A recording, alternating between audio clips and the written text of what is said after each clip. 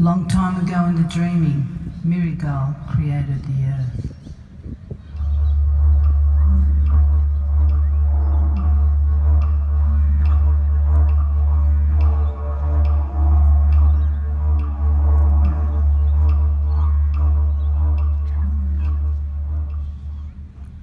He sent the spirits to live on the earth. He then sprinkled the dust of the stars over the spirits.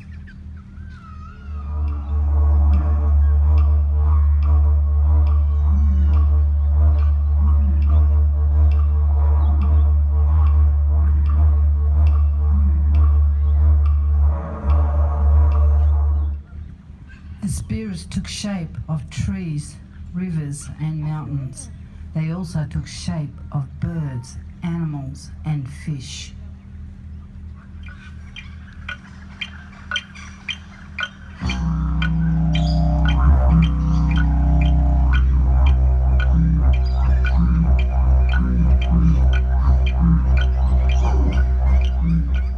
Soon the rivers began to flow across the lands, and the trees and flowers began to bloom. When all the creatures were created, all the birds flew, animals ran across the land. Fish, shark and whale then left the land to make their home in the ocean.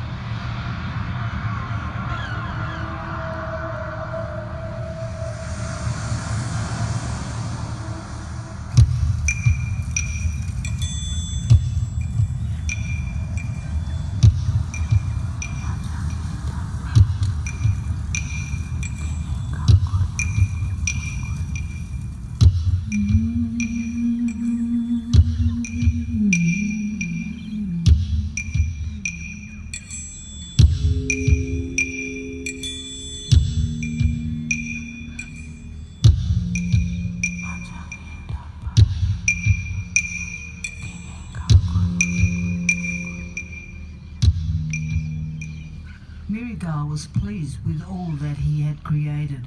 Only one more task remained. He created the people to live on the earth in harmony with the animals of the land.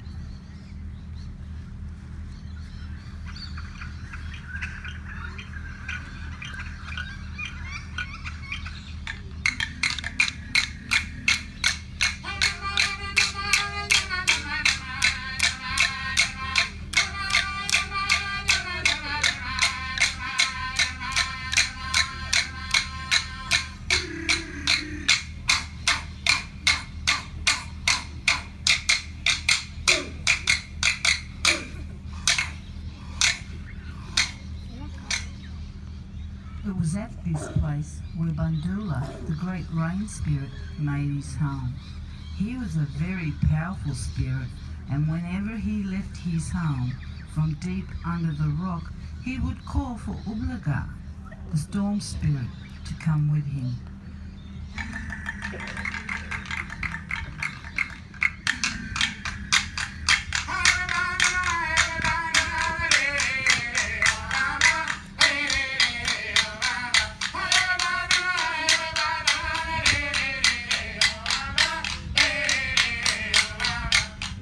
As they travelled together, lightning flashed across the sky with wind and rain.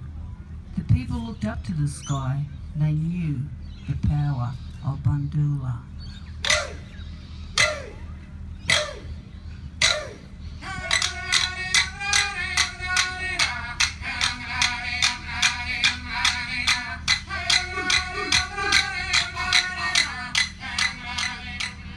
Being a spirit, Bundoola could change himself into a man. He loved to dance. Bundoola had 12 wives.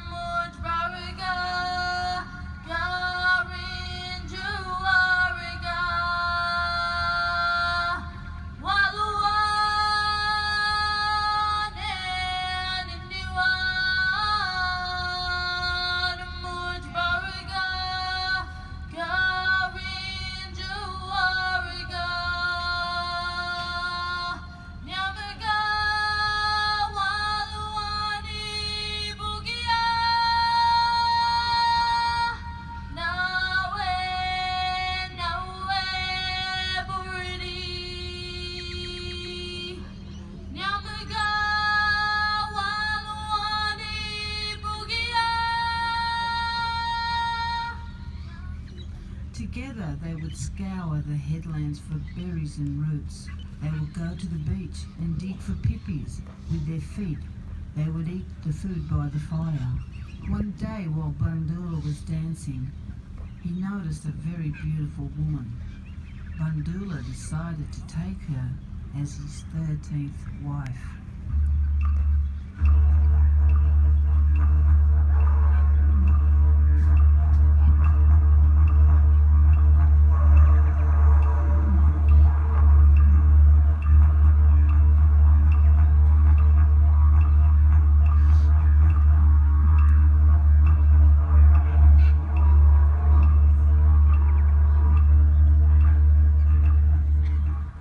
The elders were worried. They went to Bundoola and they said, 12 wives should be enough for any man, even if you are a spirit man. Bundoola would not listen to them. He defied the tribal law and he kept his wife. This troubled everyone, for the elders knew Mirigal severely punished those who broke the law. They knew Mirigal was watching, so they decided to try and stop Bundoola. Being only human, they would need the help of other spirits. They called upon the Dawongas, the bird spirit men, to help them.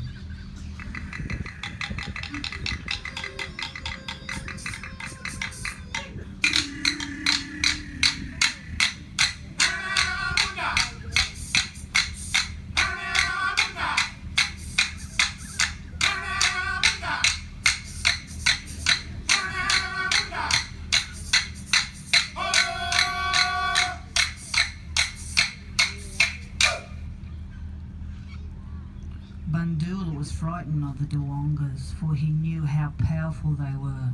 He knew he had done wrong.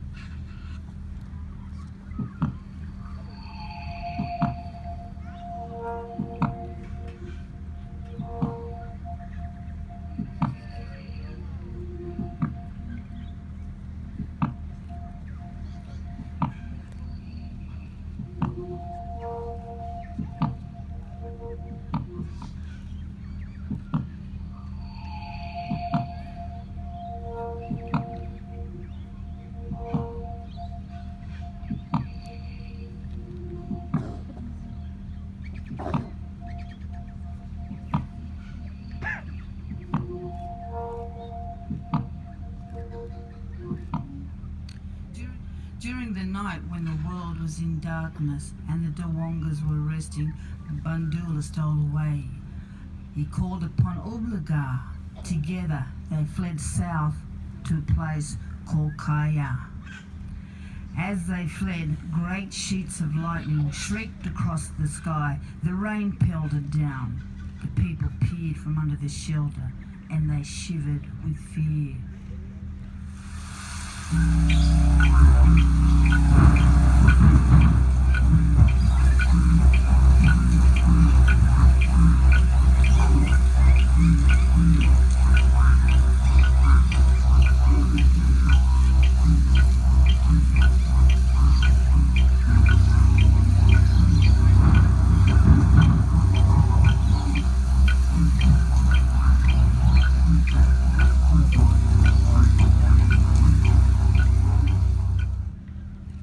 The Dawongas said, "We will chase him, catch him, and bring him back to the people he has wronged."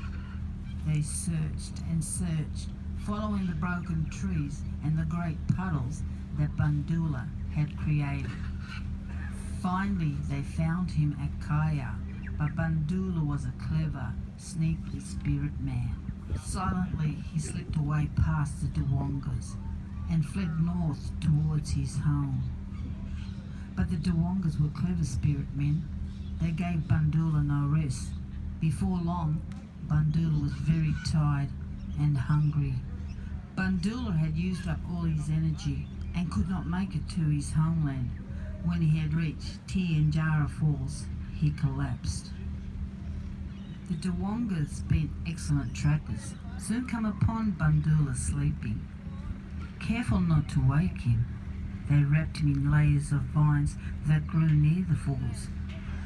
They said, let's hang him over the waterfall where he will be safe. The Dawongas, then being very tired themselves, quickly hunted for some food. Feeling full and satisfied, they laid down, and soon they were asleep.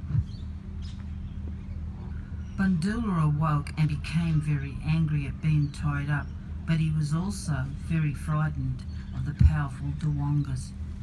So careful not to make a sound, Bundoola unwrapped the vines and climbed to the top of the waterfall. He turned himself into a snake and silently slithered towards home.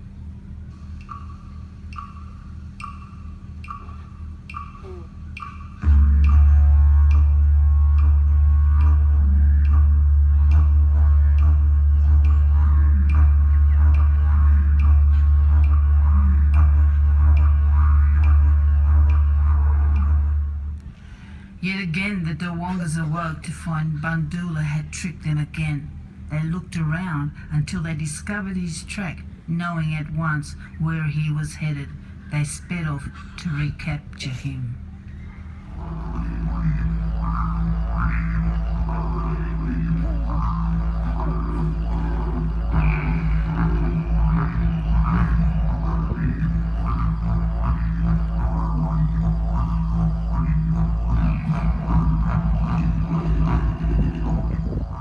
As soon as the Dawongas entered the bay, they found Bundoola. He was spearing for fish to feed his hungry body.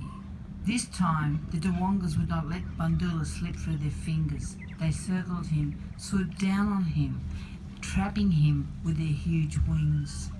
Bundoola was taken to the elders who were watching from the headland.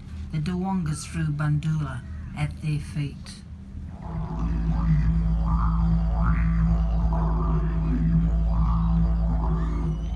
This is Bundoola, the rain spirit. We have brought him to you. We will not kill him because he is like us, a spirit. If you want to punish him, then you will have to do this yourself, declared the Dawongas. As a lesson to all, the elders raised their spears at Bundoola. You have broken our law. For this you must be punished. Now others will know what it means to defy Mirigal. And with that they showered Bundoola with their spears. When they were quite sure he was dead, they cast his body into the hole at the cliffs of Bundawa. The rocks trembled and groaned as Bundoola's huge body crashed to the bottom. Finally now he rests at Bundawa, and you can still see this place at the bottom of an enormous cliff.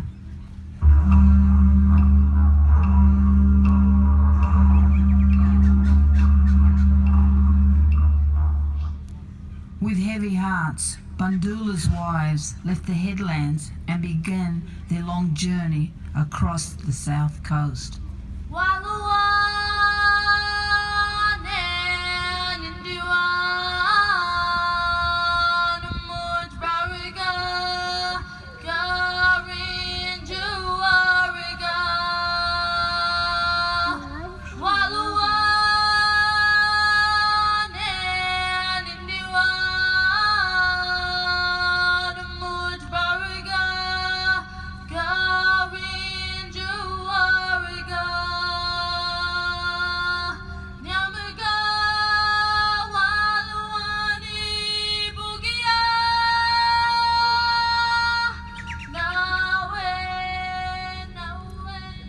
Bundoola, the spirit, could never die. Even today, when Ublaga blows, the spirit of Bundoola emerges from Bundawa.